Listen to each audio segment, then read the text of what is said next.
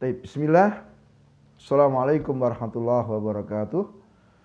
Alhamdulillahirabbil alamin wa bihi nasta'inu ala umuri dunya waddin. Asyhadu an la ilaha illallah wa asyhadu anna Muhammadan abduhu wa rasuluh, amma ba'd. Baik, kita lanjut di kaidah yang ke-14, yaitu an-nahtara lahum ahsanas sadid, yaitu kita memilihkan untuk anak-anak kita teman-teman yang baik. Jadi ketika anak-anak kita nanti akan tiba waktunya untuk dia turun dari pendidikan kita. Itu apa? Dia mesti akan bergaul dengan orang lain. Ya, maka di sini hendaknya orang tua, ya khususnya ayah, betul-betul berusaha untuk menjaga kesolehan anak-anaknya. Ya, jadi tidak selayaknya orang tua bermudah-mudah membiarkan anaknya bergaul dengan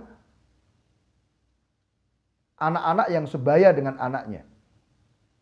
Ya, karena ketika temannya itu tidak baik, maka berarti anak Anda itu mulai melangkah mengikuti jalur-jalur penyimpangan.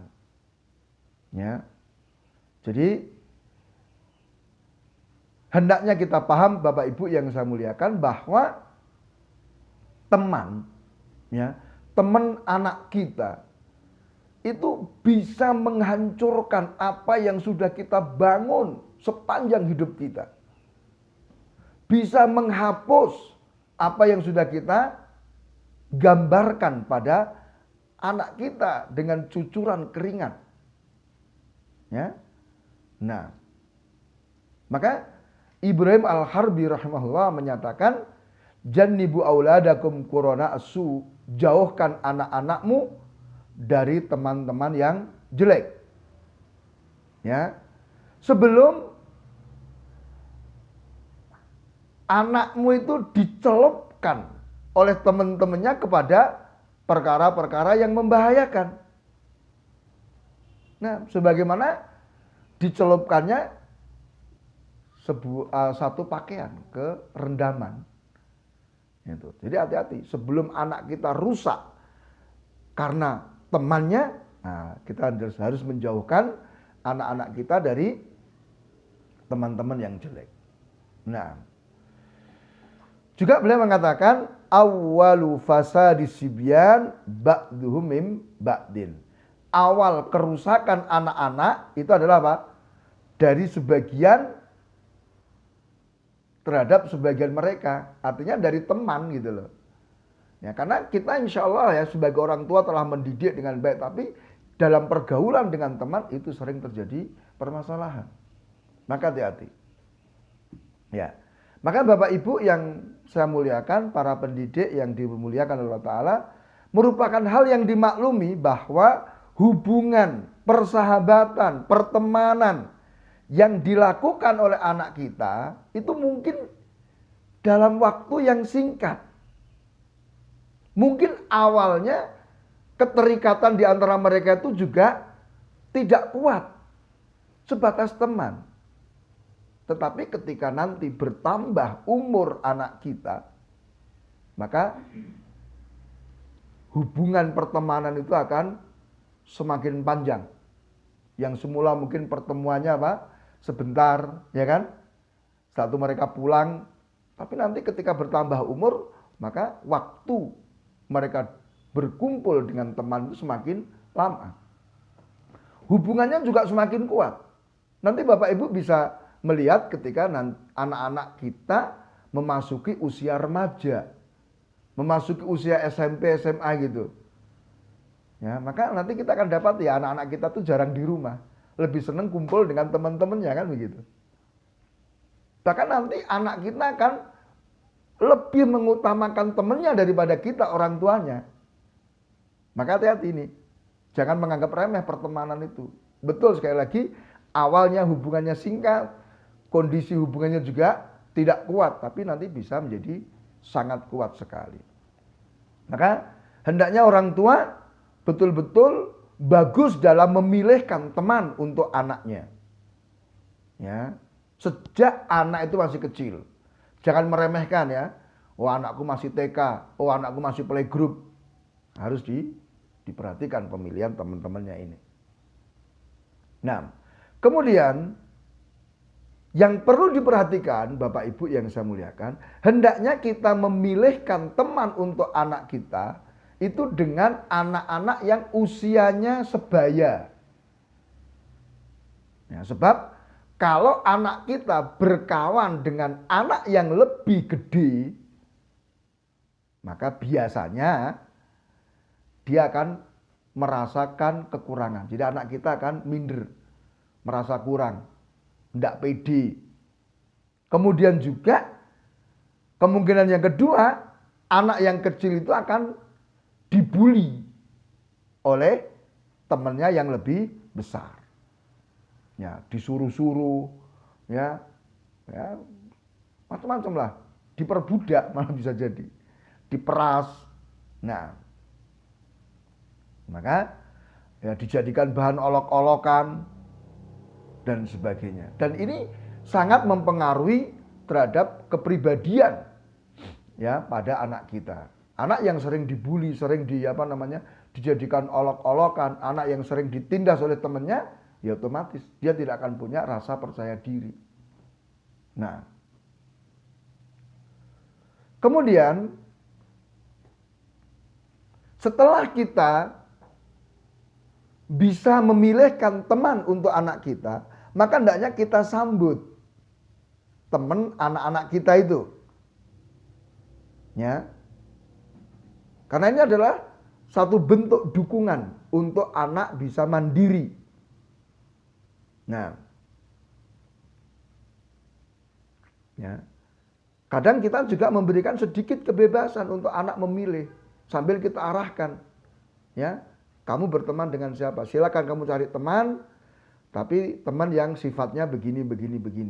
Ini juga untuk melatih kemandirian. Kemudian, ketika terjadi kesalahan, penyimpangan yang dilakukan oleh anak kita atau oleh teman anak kita di hadapan kita, hendaknya kita bersikap bijak. Tidak perlu ngamuk-ngamuk, tidak perlu caci maki, tidak perlu keluar celaan yang keras, enggak. Tapi kita butuh untuk memahami mereka. Ya. Kenapa? Karena ketika misalnya ada teman anak kita melakukan kesalahan, kemudian kita marahi dia, kita caci maki dia, dan seterusnya, kita kasar kepadanya, nanti bisa jadi teman anak ini, ya teman anak kita ini akhirnya akan membuat balasan, tetapi ditujukan kepada anak kita. Karena kalau membalas kita kan nggak berani, maka kepada anak kita yang jadikan sasarannya. Ini kan berbahaya. Juga hendaknya kita ini bisa menjadi teman bagi teman anak-anak kita. Ya, buat teman anak-anak kita itu merasa nyaman dengan kita. Ya. Kalau bisa kita penuhi fasilitas mereka sehingga mereka aman bermain dengan anak-anak kita. Sehingga buat teman anak-anakmu itu dekat dengan dirimu. Sebab dengan dekat nanti akan bisa mudah untuk kita arahkan juga. Gitu. Jangan banyak bertanya kepada anak kita tentang teman-temannya. Ya, tentang apa yang sudah dia lakukan bersama teman-temannya. Ya, jangan banyak. Tapi kalau ya beberapa hal ditanyakan tidak ada masalah. Yang dilarang adalah terlalu banyak bertanya kita. Kenapa? Karena ini akan menjadikan dia lari. Anak kita pun akhirnya nggak suka dengan kita sebagai ayahnya. Bapak ini terlalu mencampuri urusan anak-anak. Ya. Bahkan juga ya tidak akan banyak faedahnya kita banyak tanya itu. Kenapa? Anak tidak mungkin bisa mau menjawab semuanya. Nah, tadi main ini, berbuat ini, nggak mungkin dia bisa mau mengatakan semuanya. Ya. Jadi merupakan hal yang harus dipahami Bapak Ibu. Jangan pernah berharap banyak untuk anak remajamu menceritakan semua yang dia lakukan dalam kehidupannya. Ya. Anak remaja itu mesti punya rahasia yang dia khususkan untuk dirinya. Jangan pernah memaksa untuk dia mengabarkan rahasianya. Itu akan menyakitkan perasaannya. Ya. Dia butuh kemandirian. Nah, maka Bapak Ibu yang saya muliakan, kenali teman anak-anaknya dari pertemuan-pertemuan kita dengan mereka. Maka jangan sampai ketika misalnya teman anak-anak kita main ke rumah kita justru kita tinggal, jangan. Tapi ya kita temui mereka, kita ngobrol sebentar, kan gitu kan? Sehingga kita tahu siapa mereka, kita tahu sifat-sifat mereka. Ya, satu biarkan mereka bermain dengan anak-anak kita. Jadi kita kenali teman anak-anak kita melalui pertemuan-pertemuan seperti itu. Ya, maka kalau kita mendapati teman anak-anak kita tuh anak-anak yang baik, ya anak-anak yang masya Allah, ya kan, maka dekati mereka, muliakan mereka, dorong anak kita untuk berkawan dengan dia. Tetapi kalau kita lihat bahwa teman anak kita itu anak yang nggak baik, menyimpang, rusak, maka berusahalah untuk menjauhkan anakmu dari temannya tersebut. Ya. Tetapi jangan caranya, pokoknya kamu harus pisah, pokoknya kamu nggak boleh berteman dengan dia. Jangan seperti itu, tapi dengan penyadaran. Ya, kita sadarkan anak kita bahwa temanmu itu nggak baik. Ya, kemudian mungkin bisa dibuat permisalan seperti dalam hadis itu, permisalan teman yang baik seperti penjual minyak wangi, permisalan teman yang jelek seperti tukang pandai besi. Kalau kamu berkawan dengan temanmu yang jelek, ya kamu seperti berkawan dengan pandai besi, kamu bisa terbakar bajumu, terbakar kulitmu, kamu sesak nafas kena asapnya. Bahkan ketika kamu berpisah pun kamu masih bau asap ya. Ikut tercemar namamu dan seterusnya. Ya. Sehingga anak-anak kita tuh ketika meninggalkan temannya, ketika dia memutus pertemanan dengan temannya itu dalam keadaan dia ridho, dalam keadaan dia sadar. Ya, sebab kalau dipaksa, diancam, tanpa ada kesadaran ya, dia akan bilang iya, tapi akhirnya backstreet, dia jalan belakang. Tetap berhubungan dengan teman-temannya yang rusak seperti itu. Nah, jadi ini mudah-mudahan Bapak Ibu yang saya muliakan bisa kita aplikasikan. Memang kelihatannya sih gampang, tapi nanti prakteknya butuh perjuangan. Kita harus bisa berkomunikasi yang baik dengan anak-anak kita.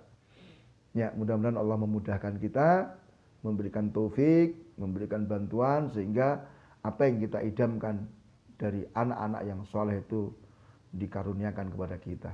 Subhanakallahumma bihamdika asyhadu an la ilaha illa anta astaghfiruka wa atubu ilaik wa billahi taufik. Wassalamualaikum warahmatullahi wabarakatuh.